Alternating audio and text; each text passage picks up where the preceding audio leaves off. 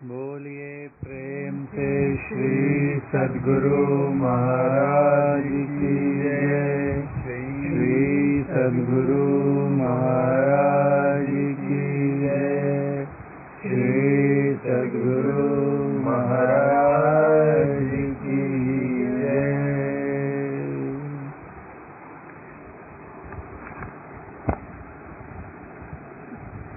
परमाराध्य संत सद्गुरु महर्षि में ही परमहंस जी महाराज द्वारा रचित सत्संग योग भाग 4 से पाठ सारा संख्या 105 का पाठ अभी चल रहा है। इसमें हमने कल देखा था कि गुरु महाराज कहते हैं कि नादानुसंधान जो है या सुरत शब्द योग है वही हमें सभी मंडलों के परे ले जा सकता है, मुक्ति की ओर ले जा सकता है, एक एक मंडल से ऊपर उठा सकता है। क्योंकि हर एक मंडल के बनने के लिए पहले उसका केंद्र स्थापित होता है और वहाँ से उसका केंद्रीय शब्द भी निकलता है। यदि उस केंद्रीय शब्द की धार को पकड़ लें हम लोग तो उसके ऊपर जा सकते हैं। साथ ही गुरु महाराज ने ये भी कहा ये जो कथित केंद्रीय शब्द या नौबतें होती हैं ये वर्णात्मक नहीं होती, ध्वन्यात्मक होती हैं। क्योंकि कंप से कोई भी चीज़ की सृष्टि होती है और कंप जो है वो ध्वन्यात्मक होता है। जैसे कोई भी चीज़ बनी, कोई भी वस्तु हमें दिखती है तो गुरु महाराज कहते थे कि उसके बनने में उसका एक विशेष शब्द होता है। नहीं तो सब में देखा जाए तो हर एक वस्तु में चाहे जिंदा हो या मुर्दा सब में इलेक्ट्रॉन प्रोटॉन ही रहते हैं, न्यूट्रॉन रहते हैं या क्वार्क रहते हैं, सब तो उन्हीं से बना है। लेकिन कोई मिट्टी का अलग दिखता है, लोहे का अलग, कांसे का अलग, क्योंकि उसमें अनुपात अलग होता है। और उससे भी बड़ी बात कि उसमें जो उनके अणुपरमाणु या क्वार्क होते हैं उनके कांपने की दर भी अलग अलग होती है। यदि कंपन की गति बदल दी जाए तो एक ही वस्तु के रूप अलग अलग हो जाते हैं। जैसा कि हम लोग बहुत बार चर्चा कर चुके हैं कि बर्फ है वो ठोस है, कठोर है, और उसी को और ऊर्जा देकर उसके परमाणुओं के कांपने की गति बढ़ा दी जाए तो उसकी संरचना वही रहती है, उसमें हाइड्रोजन ऑक्सीजन का अनुपात वही रहता है, फिर भी जो है बर्फ जल में बदल जाता है। और तेजी से यदि उसके अणुपरमाणु को ऊर्जा देकर उनके कंपन की गति बढ़ा दिया जाए तो वाष्प बन जाता है।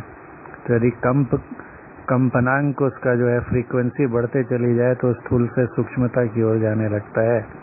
ऐसे स्थूल शब्द से अधिक सूक्ष्म होता है या फ्रीक्वेंसी होती है जो प्रकाश हमें दिखता है। उस प्रकाश में भी हम लोग जानते हैं कि कंप जो है सबका अलग अलग रहता है। अगर बहुत धीरे धीरे प्रकाश में कंपन हो रहा है तो वो लाल रंग का दिखता है। उसी के अगर कांपने की गति बढ़ जाए, फ्रीक्वेंसी बढ़ जाए तो वही लाल रंग परिवर्तित हो जाता है। प्रकाश ही है लेकिन परिवर्तित हो जाता है किसमें? नारंगी या ऑरेंज में। उसको और तेजी से अगर कपाया जाए, कंप बढ़ा दिया जाए उसका, तो वही जो है बदल जाता है पीले रंग में। पीला फिर उस तरह से ब्लू यानी आसमानी रंग में, और वो और किया तो फिर नीला, गहरे नीले रंग में, और अंत में बैगनी रंग में। और बढ़ा दी जाए गति तो प्रकाश ही अदृश्य हो जाता है। तो अल्ट्रा वायलेट जो बोलते हैं हम लोग, अल्ट्रा वायलेट प्रकाश दिखता नहीं है। तो कंप ही सब कुछ है। तो यदि हम कोई भी चीज़ को पकड़ना चाहते हैं तो जिस कंप से वो बना है उस कंप को ही पकड़ लें तो उसके अंदर घुस जाएंगे, जो जिससे उसका निर्माण हुआ है, और उससे बाहर भी निकल जा सकते हैं। तो ये जो आधार है कि असल में किसी भी चीज़ के बनने का आधार ही कंप है, तो उस कंप को ही पकड़ लिया जाए तो उस मंडल की जो मूलभूत संरचना है वहाँ पहुँच जाएंगे और फिर उसको पार कर पाना आसान हो जाएगा। ये वैज्ञानिक आधार, परम वैज्ञानिक आधार है कि क्यों नादानुसंधानी हमें मुक्ति की ओर एक मंडल से दूसरे मंडल में ले जा सकता है। होते होते सबसे सूक्ष्म मंडल जो है वो चेतन मंडल है, जो कि परमात्मा के बिल्कुल समीपवर्ती है। वहाँ जाकर परमात्मा का स्वरूप दिखने लगता है, और यदि उसको भी पार किया जाए तो फिर बिल्कुल हम परमात्मा ही हो जाते हैं और पूर्ण मुक्ति हो जाती है।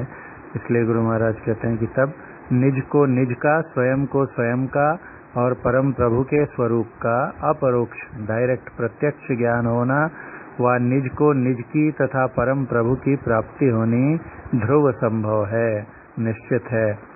इसके आगे ऊपर का शब्द नीचे दूर तक स्वाभाविक ही पहुंचता है।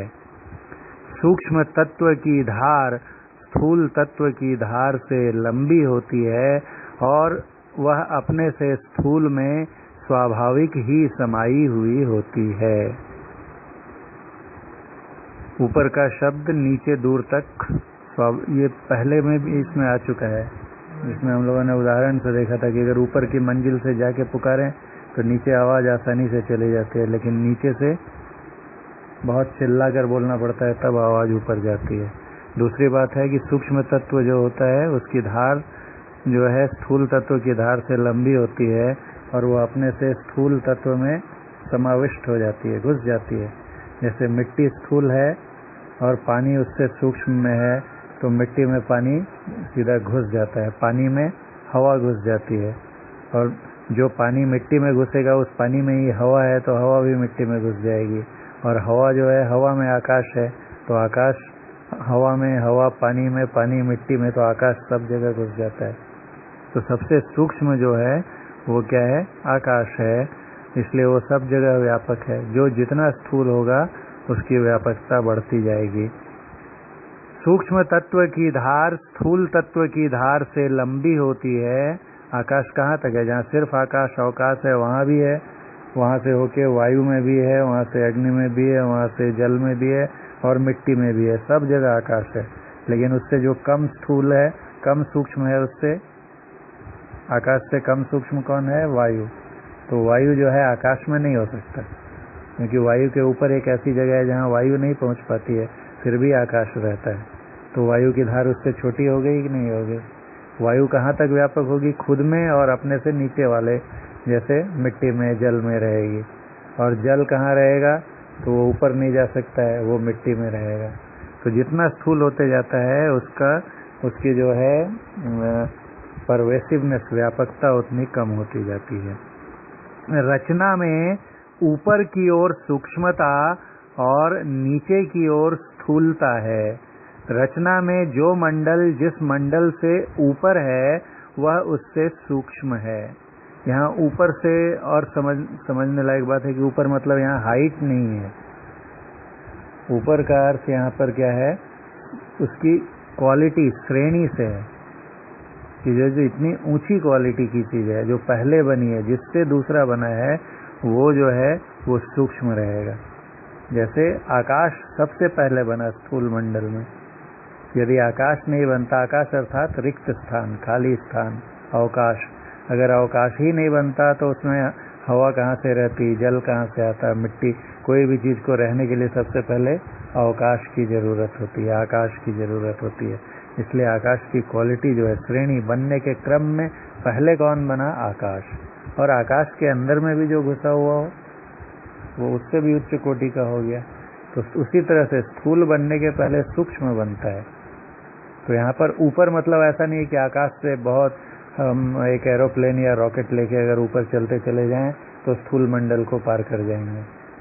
कितना भी ऊपर चले जाएंगे, कितना भी ऊपर चले जाएंगे, तो इसी ब्रह्मांड में ही रहेंगे, कभी स्थूल को पार नहीं कर पाएंगे। तो फिर स्थूल से सूक्ष्म मंडल ऊपर है, मतलब कहने का क्या हुआ कि ऊपर की दिशा नहीं, उसके ऊपर की श्रेणी में जाना पड़ेगा, कोटि में जाना पड़ेगा। नहीं, उससे जो पहले बना है तो उसके अंदर घुसना होगा। स्थूल के अंदर सूक्ष्म है, सूक्ष्म पहले बना, फिर उस पर जो बाहर की परत उसकी स्थूल मोटी होती गई, सूक्ष्मता कम होती गई तो स्थूल बन गया। वैसे ही सूक्ष्म के अंदर और घुसेंगे तो कारण, तो पहले कारण बना और कारण का एक भाग जो है थोड़ा कम सूक्ष्म हो गया, स्थूल हो गया, तो वो सूक्ष्म हो गया। और सूक्ष्म का भी एक भाग जो है और बाहर का वो और कम सूक्ष्म, यानी सबसे स्थूल हो गया, तो ये स्थूल मंडल बन गया। तो यहाँ ऊपर का सही अर्थ समझना चाहिए, अर्थात अंदर या ऊंची क्वालिटी का, गुणवत्ता उसकी अधिक है, वो पहले बना है। रचना में ऊपर की ओर सूक्ष्मता, जैसे जैसे महाकारण से भी सूक्ष्म चेतन मंडल। रचना में ऊपर की ओर सूक्ष्मता और नीचे की ओर स्थूलता है। रचना में जो मंडल जिस मंडल से ऊपर है वह उससे सूक्ष्म है। स्थूल से सूक्ष्म, सूक्ष्म, सूक्ष्म से सूक्ष्म, कारण, कारण से सूक्ष्म महाकारण, महाकारण से सूक्ष्म, चेतन और सबसे सूक्ष्मतम परमात्मा। इसलिए ऊपर के मंडलों के केंद्र से अतएव प्रत्येक ऊपर के मंडल का केंद्रीय शब्द प्रत्येक नीचे के मंडल और उसके केंद्रीय शब्द से क्रमानुसार सूक्ष्म है। जो मंडल ऊपर अपना स्थान रखता है, ऊंचा स्थान रखता है ना, वो श्रेष्ठ स्थान रखता है, वो क्या है? सूक्ष्म है, अपने से निम्न कोटि के मंडल के हिसाब से। तो जो मंडल ही सूक्ष्म है अपने नीचे वाले मंडल की तुलना से, तो उस मंडल को बनने के लिए जो कंप लगेगा, जो शब्द लगेगा, वो भी उसके नीचे के मंडल को बनाने के लिए जो शब्द लगा उसकी तुलना में अधिक सूक्ष्म होगा। महाकारण मंडल को बनाने के लिए जो कंप केंद्रीय शब्द की आवश्यकता हुई, वो जो है कारण मंडल के केंद्रीय शब्द की अपेक्षा अधिक सूक्ष्म होगा, क्योंकि महाकारण मंडल कारण मंडल से सूक्ष्म है। तो जैसे जैसे नीचे जाते जाएंगे तो ऊपर के मंडल का जो केंद्रीय शब्द है क्रमानुसार अपने नीचे नीचे के मंडल के केंद्रीय शब्द की अपेक्षा अधिक सूक्ष्म होगा। वही कहते हैं गुरु महाराज कि अतएव प्रत्येक ऊपर के मंडल का केंद्रीय शब्द प्रत्येक नीचे के मंडल और उसके केंद्रीय शब्द से क्रमानुसार सूक्ष्म है, और जो जितना सूक्ष्म है उतना व्यापक है। इसलिए सबसे सूक्ष्म चेतन मंडल है, तो चेतन मंडल का जो शब्द है सार शब्द, वो सब में व्यापक रहेगा, उसके नीचे के जितने मंडल हैं सब में रहेगा। महाकारण मंडल का शब्द महाकारण में और उसके नीचे के सभी मंडलों में रहेगा। कारण मंडल का शब्द कारण मंडल में रहेगा और उसके नीचे के दो मंडलों में रहेगा। सूक्ष्म का सूक्ष्म में भी रहेगा और स्थूल में भी रहेगा। स्थूल मंडल का शब्द सिर्फ स्थूल में ही आके खत्म हो जाएगा। इसलिए गुरु महाराज एक प्रवचन में कहते थे कि लोग कहते हैं कि जो हम लोग बोल देते हैं वो शब्द जो है कंप के रूप में ब्रह्मांड में कैद हो जाता है और वो कभी नहीं मिटता है। तो गुरु महाराज कहते थे कि बड़ी अच्छी बात है कि हमने जो बोल दिया उससे जो कंप निर्मित हुआ, शब्द निर्मित हुआ, वो आकाश में जाके सेव हो गया, वो कभी नहीं जाएगा। लेकिन वो कौन से जो शब्द हमने बोला किस मंडल का शब्द है? स्थूल मंडल का शब्द है। तो कहाँ रहेगा वो? स्थूल मंडल में शब्द रहेगा। और स्थूल मंडल ही की अगर उसकी सूक्ष्मता बढ़ा दी जाए तो लय हो जाएगा, किसमें? सूक्ष्म में परिवर्तित हो जाएगा।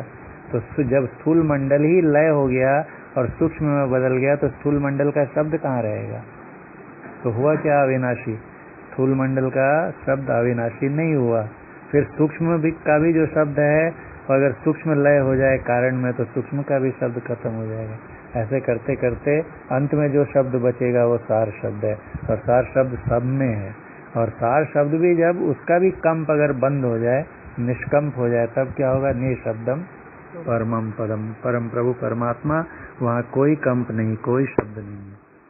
इसलिए ऊपर के मंडलों के केंद्र से उत्थित शब्द नीचे के मंडलों के केंद्रों पर क्रमानुसार, क्रम के अनुसार, सीक्वेंस में, सिलसिलेवार ढंग से, अर्थात पहला निचले मंडल के केंद्र पर से उसके ऊपर के मंडल का केंद्रीय शब्द और इस दूसरे निचले मंडल के केंद्र पर उसके ऊपर के मंडल का केंद्रीय शब्द, इस तरह क्रम क्रम से अवश्य ही धरे जाएंगे। ये भी हम लोग चर्चा कर चुके हैं कि जो सूक्ष्म मंडल का शब्द है वो सूक्ष्म मंडल में है ही, स्थूल मंडल में भी है। तो जब उन दोनों की संधि पे चले जाएंगे, कैसे जाएंगे संधि पे? तो उसके लिए पहले स्थूल मंडल के शब्द को पकड़ना पड़ेगा, और जैसे ही संधि पर गए तो वहाँ पर ऊपर मंडल का शब्द पकड़ा जाएगा, क्योंकि है तो नीचे भी, लेकिन नीचे में जो हमारी इंद्रियां हैं उसको पकड़ने के योग्य नहीं है। जब हम अब विशेष विधि से अपने को उस संधि पर ले जाते हैं तो हमें वो सूक्ष्मता आ जाती है कि हम उसके ऊपर के मंडल को शब्द को पकड़ने के योग्य हो जाते हैं। इसलिए था तो नीचे भी, लेकिन पकड़ नहीं पा रहे थे। अब संधि पर गए, संधि पे जाने के लिए हमको भी उतना सूक्ष्म बनना पड़ेगा, अपनी दृष्टि को उतना सूक्ष्म बनाना पड़ेगा, अपनी चेतन वृत्ति को उतना सूक्ष्म बनाना पड़ेगा। तब वहां जाएंगे तो अब उसी में हम ही में योग्यता आ जाएगी कि नीचे जो शब्द सुनाई नहीं दे रहा था ऊपरी मंडल का, अब वहां सुनाई देने लगेगा, और उसको पकड़ के फिर उसके केंद्र पे पहुंचेंगे तो और सूक्ष्मता हमारी बढ़ेगी, और तब उसके ऊपरी मंडल का शब्द पकड़ लेंगे। और इस तरह से क्रम क्रम से कहते हैं। फिर से एक बार पढ़ लेते हैं इसको। इसलिए ऊपर के मंडलों के केंद्र से उत्थित शब्द नीचे के मंडलों के केंद्रों पर, है ना, यानी कि सूक्ष्म मंडल के केंद्र से उत्थित शब्द नीचे के मंडल का केंद्र यानी स्थूल के मंडल के केंद्र पर, नीचे के मंडलों के केंद्रों पर क्रमानुसार, अर्थात पहला निचले मंडल के केंद्र, पहला निचले मंडल का केंद्र क्या हुआ? स्थूल। स्थूल के केंद्र पर से उसके ऊपर के मंडल का केंद्रीय शब्द, अर्थात सूक्ष्म मंडल के केंद्रीय शब्द, और इस दूसरे निचले मंडल के केंद्र पर, दूसरा निचला मंडल कौन सा है? सूक्ष्म मंडल। तो सूक्ष्म मंडल के केंद्र पर क्या पकड़ा जाएगा? उसके ऊपर के मंडल का केंद्रीय शब्द, अर्थात कारण मंडल का केंद्रीय शब्द। इस तरह क्रम क्रम से अवश्य ही धरे जाएंगे मतलब पकड़े जाएंगे, और अंत में सबसे ऊपर के कैवल्य मंडल के केंद्र से, अर्थात स्वयं परम प्रभु सर्वेश्वर से उत्थित, कैवल्य मंडल का केंद्र कहाँ है? परमात्मा में।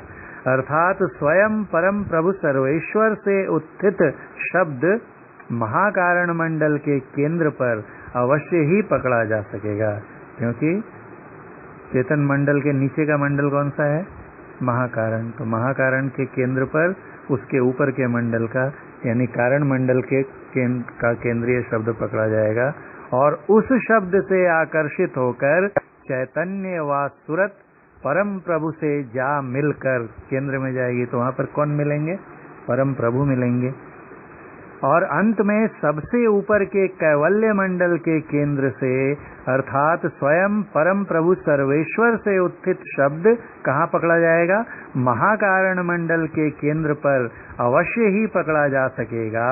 और उस शब्द से, उस शब्द मतलब यहाँ पर सार शब्द, कैवल्य मंडल का शब्द, उस शब्द से आकर्षित होकर चैतन्य व सुरत परम प्रभु से जा मिलकर उनसे एक मेक हो वो विलीन हो जाएगी।